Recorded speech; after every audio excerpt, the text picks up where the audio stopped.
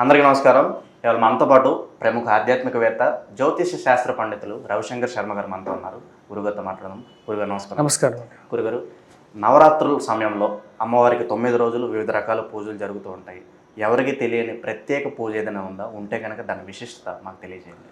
తప్పకుండా. ఈ యొక్క నవరాత్రులలో వచ్చినప్పటికీ ముఖ్యంగా మనం గమనించినట్లయితే స్త్రీని శక్తిగా కొలుస్తూ ఉంటారన్నమాట. అంటే యాక్చువల్గా వచ్చేటప్పటికి స్త్రీ రూపంగానే మనం ఈ యొక్క దేవీ నవరాత్రులను భావించడానికి లేదు. ఎందుకంటే శక్తి అనేది దానికి రూపం అనేది లేదు. ఎందుకంటే దేవి పురాణంలో రాశారన్నమాట. ఏమంటే అమ్మవారిని అమ్మవారిని కానీ శక్తిని కానీ, శక్తికి పురుషతత్వం స్త్రీతత్వం అనేది లేదు, నపుంసకత్వం లేదు.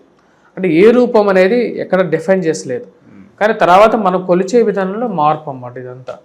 అంటే సృష్టి అంటే స్త్రీ కాబట్టి స్త్రీని కొలవడం అనేది జరిగింది. ఈ యొక్క 9 రోజుల కార్యక్రమంలో ముఖ్యమైనది వచ్చేటప్పటికి కుమారి పూజ అంటారన్నమాట. ఈ కుమారి పూజ అనేది చాలా ముఖ్యమైనది. అదేవిధంగా ఇది ఎప్పటి నుంచో కూడా చేస్తున్నారు, కొంతమంది చేస్తున్నారు.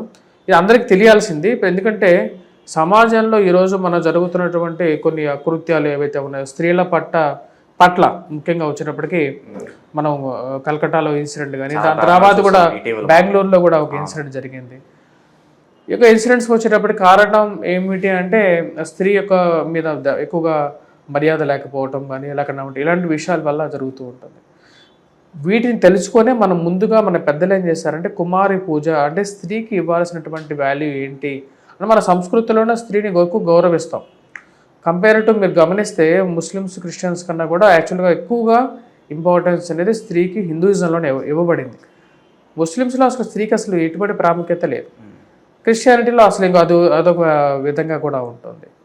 ఇప్పుడు ఈ కుమారి పూజలు ఏం చేస్తారంటే వచ్చేటప్పటికి ఈ యొక్క 9 రోజులు అంటే 2 సంవత్సరాల నుంచి పైబడినటువంటి వారు, అదే 3 సంవత్సరాల పిల్లలు, మరి అదేవిధంగా 10 సంవత్సరాల లోపల పిల్లలు ఎవరైతే ఉంటారో, ఆడపిల్లలు ఎవరైతే ఉంటారో, చిన్న 10 సంవత్సరాల లోపు పిల్లలు మాత్రమే చేయాలా? అవును. అంటే 3 to 10 years ఆఫ్ ఏజ్ ఈ గ్రూప్లో ఉన్నటువంటి పిల్లలు ఎవరైతే ఉన్నారో స్త్రీ కన్యలు, వారిని తీసుకొచ్చేసేసి వారిని పూజించడం జరుగుతుంది. ఆ 9 రోజులు వీరినే అమ్మవారి ప్రతిరూపాలుగా భావించి వారికి అదేవిధంగా ఎలాగైతే అమ్మవారిని పూజిస్తామో అదేవిధంగా 9 రోజులు వీరిని పూజించడం అనేది చాలా ముఖ్యం, చాలా మంచి ఇది కూడా యాక్చువల్గా. అప్పుడే యాక్చువల్గా వచ్చేటప్పటికి వారిని గౌరవించటం అనేది ఎక్కువగా మనకు అర్థమవుతుంటుంది. అంటే వాళ్ళు భగవంతుడి స్వరూపంగా కూడా భావించడం జరుగుతుంది. 10 సంవత్సరాలు ఏవో పిల్లలు వచ్చేటప్పటికి దీనికి అనర్హులుగా కూడా ఉంటూ ఉంటారు. పూజ విధానం ఎలా ఉంటుంది?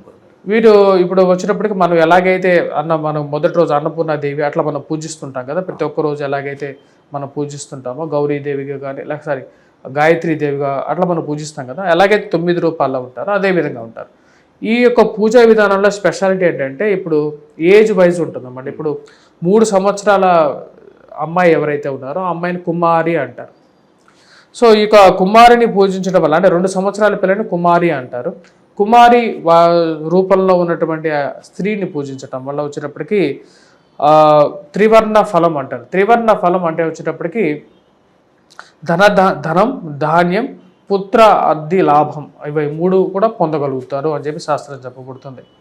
అంటే 2 సంవత్సరాలు ఉన్నటువంటి పిల్లని, అదేవిధంగా 3 సంవత్సరాలు ఉన్నటువంటి ఆ స్త్రీని, ఆ అమ్మాయిని ఎవరైతే పూజిస్తారో, బాలికని ఎవరైతే పూజిస్తారో దాన్ని త్రిమూర్తి అంటారు. త్రిమూర్తిని పూజించడం వల్ల వచ్చేటప్పటికి చాలా మంచి ఫలం ఉంటుంది. దారిద్ర్యం ఏదైతే ఉందో దారిద్ర్యం నుంచి బయటికి రావడం జరుగుతుంది. అదేవిధంగా 4 సంవత్సరాలు ఉన్నటువంటి స్త్రీ ఎవరైతే ఉంటారో అమ్మాయిని కళ్యాణి అంటారు అన్నమాట. కళ్యాణి రూపం అంటారు. కళ్యాణిని పూజించడం వల్ల వచ్చేటప్పటికి రాజ్య లాభం పొందగలుగుతారు. అంటే పోయినటువంటి పదవి కానీ, రావాల్సినటువంటి పదవి కానీ, అడ్డంకులు ఏవైతే ఉంటాయో అంటే ఉద్యోగ పరంగా కానీ అడ్డంకులు ఏవైతే ఉంటాయో వాటిలో సిద్ధి పొందగలుగుతారు. మరి అదేవిధంగా వాటితో పాటు విద్యా వృద్ధి కూడా ఈ యొక్క కళ్యాణిని అంటే 4 సంవత్సరాల అమ్మాయిని పూజించడం వల్ల వచ్చేటువంటి ఫలం అన్నమాట. అదేవిధంగా 5 సంవత్సరాల ఉన్నటువంటి అమ్మాయిని అమ్మాయిని వచ్చేటప్పుడు రోహిణి అంటారు.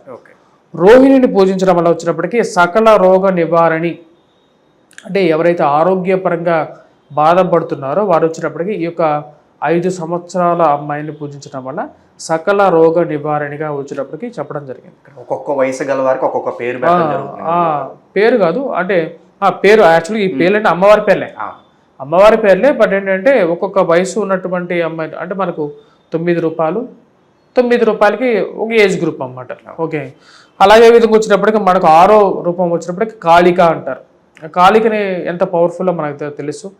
శత్రు నాశనం చేయగలుగుతుంది. అంటే మనకి ఎవరైతే శత్రువులు ఉంటారో, శత్రువుల్లో 2 రకాలు మనకు వచ్చినప్పటికీ కనపడేటువంటి శత్రువులు, కనపడని శత్రువులు ఉంటారు. మరి అదేవిధంగా ఆరోగ్యాన్ని కూడా శత్రు రూపంగానే మనం చూస్తున్నాం. సో కాళిక రూపంలో అమ్మవారిని పూజించినట్లయితే చాలా మంచిది అన్నమాట. కాళిక ఉపాసన చేయటం అనేది చాలా మంచిది. సకల రోగ నివారణగా ఇస్తుంది. అదేవిధంగా శత్రు నాశనాన్ని కూడా చేస్తుంది అన్నమాట అమ్మవారు. వీటితో పాటు వచ్చినప్పటికీ 7వ అంటే 7 సంవత్సరాలు ఉన్నటువంటి అమ్మాయికి వచ్చినప్పటికీ చండిక అంటారు. చండిక రూపంలో ఉన్నటువంటి స్త్రీని కానీ లేదంటే కన్యని కానీ పూజించడం వల్ల వచ్చినప్పటికీ ఐశ్వర్యప్రదాయకంగా ఉంటుంది. అంటే ఫైనాన్షియల్గా ఇష్యూస్ ఏవైతే ఉన్నాయో, అబ్స్ట్రక్షన్స్ ఏవైతే ఉన్నాయో వాటి నుంచి కొంచెం రికవరీ అనేది జరగడం అనేది జరుగుతుంది ఈ యొక్క చండికా రూపంలో 7 సంవత్సరాలు ఉన్నటువంటి కన్యని పూజించడం వల్ల. అదేవిధంగా 8 సంవత్సరాలు ఉన్నటువంటి స్త్రీని వచ్చేటప్పటికి శాంభవి అంటారు అన్నమాట. శాంభవి రూపాన్ని పూజించడం వల్ల వచ్చేటప్పటికి ఏదైతే సమ్మోహన శక్తి అంటే కొన్ని విషయాల్లో మన యొక్క పైన ఉన్న ఆఫీసర్స్ కానీ లేకుండా ఉంటే ఆఫీసులో కానీ లేకుండా ఉంటే రాజకీయ నాయకులు కానీ వాళ్ళని మన వైపు తిప్పుకోవాలి అని చెప్పి కొంతమంది ప్రయత్నం చేస్తుంటారు. ఆ ప్రయత్నాన్ని చేయటం కోసం ఈ 8 సంవత్సరాల వయసు గల స్త్రీ అమ్మాయిని పూజించగలిగితే అది వచ్చేటప్పటికి వీరికి ముఖ్యంగా వచ్చేటప్పటికి సమ్మోహన శక్తిని ఇస్తుంది అన్నమాట. అంటే ఇంప్రెస్ చేయగలుగుతారు. దాని తర్వాత కొన్ని కార్యాలు ఏవైతే ఉంటాయో ఆ కార్యాలు సఫలీకృతంగా కూడా చేసుకోగలుగుతారు. వీటితో పాటు నెక్స్ట్ వచ్చేటప్పటికి కనకదుర్గా రూపం మనందరికీ తెలుసు. కనకదుర్గా రూపంలో ఉన్నటువంటి 9 సంవత్సరాలు ఉన్నటువంటి స్త్రీ ఎవరైతే ఉంటారో వారిని పూజించడం వల్ల, వీరిని పూజించడం వల్ల సకల శత్రు అంటే కనకదుర్గా రూపాన్ని పూజించే విధానంలో 2 విధాలుగా ఉన్నాయి. ఒకటి వచ్చేటప్పటికి ఉగ్రంగా పూజించడం అంటే అమ్మవారిని పూజించే విధానంలో సాత్వికంగా పూజించడం, అదేవిధంగా వచ్చేటప్పటికి ఉగ్ర మంత్రాలతో పూజించడం, వాటితో పాటు కొన్ని అమ్మవారికి ఎక్కువగా అర్పించటం, రక్త తర్పణాలు కానీ ఇలాంటి కొన్ని ఉంటాయి. అవి కూడా చేయటం వల్ల కూడా అవి 2 రకాలుగా మనకు రిజల్ట్స్ కూడా ఇస్తాయి అన్నమాట. సాత్విక రూపంలో వచ్చేటప్పటికి సకల గుణాలకి మరియు అదేవిధంగా మంచి శకునాలకి మంచితనానికి రూపంగా ఉంటుంది, మంచిని కలిగిస్తుంటుంది. అదే ఉగ్ర రూపంగా మనం పూజించినట్లయితే వచ్చేటప్పటికి మనకు సకల శత్రు నాశనం చేసేస్తుంది.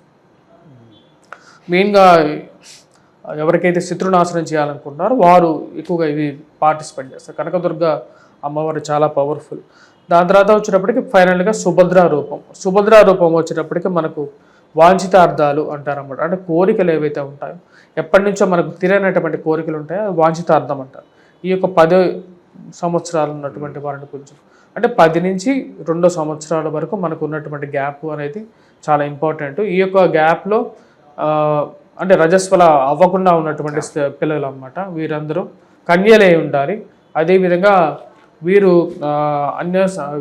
ముఖ్యంగా వచ్చేటప్పటికి వీళ్ళకి ఫ్యామిలీ హిస్టరీ కూడా వీళ్ళని ముందుగా బాగా పూజించాలి చేయాలనుకున్నటువంటి వారి యొక్క కులగోత్రాలు కానీ లేకుండా ఉంటే వారి యొక్క వంశాంకురం ఏదైతే ఉందో దాన్ని ఏమంటారంటే అన్య మత సంపర్కం కానీ ఇలాంటివి జరగకుండా వారికి లేనటువంటి స్త్రీలను పూజించడం వల్ల ఎక్కువగా వారికి మంచి జరుగుతుంటుంది అని చెప్పి శాస్త్రంలో చెప్పబడింది. ఇది దేవీ పురాణంలో రాయబడింది అన్నమాట. ఇటు విధంగా పూజ చేయటం వల్ల ఏమవుతుందంటే స్త్రీలని అసలు ఫస్ట్ మగవాడు ఎలా గౌరవించాలి అనేది కూడా చాలా వరకు తెలుస్తూ ఉంటుంది. ఈ పూజ ప్రత్యేకంగా దీనికన్నా ముహూర్తం ఏముంటుంది, సమయం ఏ సమయంలో చేసుకుంటాం? ఇది మనకు నార్మల్గా మనం ఎలాగైతే అమ్మవారిని చేస్తుంటామో అంటే కలశాధారణ ప్రతిష్టాపన ఎలాగైతే చేస్తుంటామో అదే విధంగా చేయాలి. ప్రతిరోజు చేయాల్సి ఉంటుంది, 9 రోజులు చేయాల్సి ఉంటుంది. మరియు ఈ యొక్క ఇందాక చెప్పినట్టుగానే సమయం మనం చూసుకున్నట్లయితే ఉదయకాల సమయం అంటే తులా లగ్నంలో కానీ అంటే 7:30 నుంచి 10 లోపల మనం 10:30 లోపల చేసుకుంటే ఇది శుభంగా ఉంటుంది. గురుగారు అలాగే పూజ విధానంలో ఇలా మార్పు ఉంటుందా? ఇప్పుడు చిన్నపిల్లలకి ఎలా పూజ చేయాలంటారు, హారతలు ఇస్తూ ఉంటారు కొంతమంది. సో పూజ విధానంలో ఏమైనా వ్యత్యాసం ఏమైనా ఉంటుందా? లేదు, ఈ యొక్క పూజలో వచ్చేటప్పటికి ఆ యొక్క మూర్తులు ఎవరైతే ఉన్నారో అంటే ఆ యొక్క స్త్రీ మూర్తులు కానీ లేకపోతే అక్కడ ఉన్నటువంటి పిల్లలు ఎవరైతే ఉన్నారో వారు అందరినీ మనం ఇంట్లో ఉన్నటువంటి చిన్నపిల్లలుగా భావించడానికి లేదన్నమాట. వాడు ఇంకా అమ్మవారిలో ప్రతిరూపాలు అన్నమాట. అంటే ఆ 9 మంది ఎవరైతే అక్కడ కూర్చున్నారో ఈ చెప్పినటువంటి మూర్తులు వీరు అమ్మవారి ప్రతిరూపాలు. వీరికి అమ్మవారికి ఎలాగైతే మనం పూజ చేస్తామో అంటే హారతులు కానీ లేకుండా వారికి ఎలాగైతే మనం పూజిస్తామో పూలతో కానీ ఎలాగైతే అదే విధంగా వీళ్ళని పూజించాలి. అర్చన కానీ లేకుండా ఏదైనా చేయాలనుకున్నా వారికి చేయటం, మనల్ని పూజించటం, వాటి ఇటువంటి ఇది లేదు. ఇది శాస్త్రంలో చెప్పబడింది. ఎందుకంటే దీనిలో చాలా ఒక సైంటిఫిక్ రీజన్ కూడా ఉందన్నమాట. అమ్మాయికి ఇవ్వవలసినటువంటి ఒక వాల్యూ కానీ లేకుండా ఒక ఇది కానీ తెలుస్తుంది. అది చాలా మంచి సమాజానికి ఒక మంచి మెసేజ్ కూడా తీసుకెళ్తుంది. గురుగారు అలాగే 10 సంవత్సరాల లోపు చిన్నపిల్లల్ని మనం అమ్మవారిగా భావిస్తామని చెప్పారు. సో పూజ జరుగుతున్నంత కాలం వాళ్ళు ఎటువంటి నియమాలు పాటించాలి? ఈ యొక్క అమ్మాయిలు వచ్చేటప్పటికి చిన్నపిల్లలు ఎటువంటి నియమాలు అంటే ముఖ్యంగా వారు తినేటువంటి వెజిటేరియన్ ఫుడ్ అయితే 9 రోజులు వచ్చేటప్పటికి శాకాహార భోజనం చేయాలి. ఆ యొక్క ఎవరైతే చిన్నపిల్లలు కాబట్టి అది ఉదయం పూట సాయంకాలం పూట 2 పూట్ల స్నానం చేయటం, నీట్గా ఉండటం, శుద్ధమైనటువంటి బట్టలు వేసుకోవటం, ఇవన్నీ చాలా ఆచరించదగినటువంటివి. ఈ విధంగా చేయటం మంచిది. యాక్చువల్గా ఈ రోజుల్లో ఇటువంటి కార్యక్రమాలు కూడా జరగాలి. జరిగితేనే సమాజంలో వారికి ఉన్నటువంటి గుర్తింపు కూడా వస్తుంది. కుమారి పూజ గురించి మాకు ఇవాళ ఎన్నో తెలియని విశేషాలు తెలియజేశారు గురుగారు. ధన్యవాదాలు.